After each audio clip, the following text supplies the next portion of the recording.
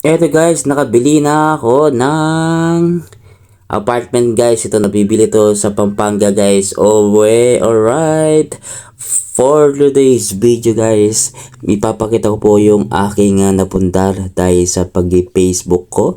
Ayan guys, dahil sa mahigit 3 taon na pinag-ipunan ko yan guys dahil dito sa bahay na to, apartment. At actually guys, 2 butas yan. Pinaghirapan ko talaga.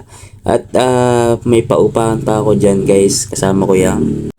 At meron na nga dyan na nag-uupa guys. At ipapakita ko yung aking napundar. At kasama ko yung mga mga nag-borders dyan po. Kasama ko dyan siyempre. At pinag-ikot ko nga dito yung aking napundar na apartment. Actually, 2 butas yan nga, diba? Sabi ko sa inyo, sobrang hirap ko na pinagdaanan ko dito sa Facebook. Ayan, napundar ko na at sayaw-sayaw po ako dyan. Naiya ako sa mga taong nag-renta dyan.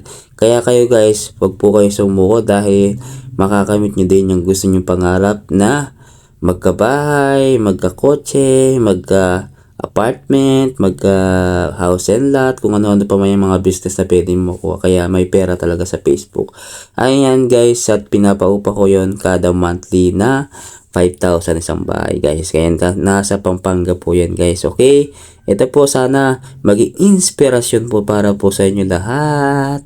At sana po huwag niyo pong kakalimutan. Paki-support po ang aking Facebook page. Kaya nakuha ko po itong bahay na to guys ng 1.5 million. It's a prank. Bye-bye.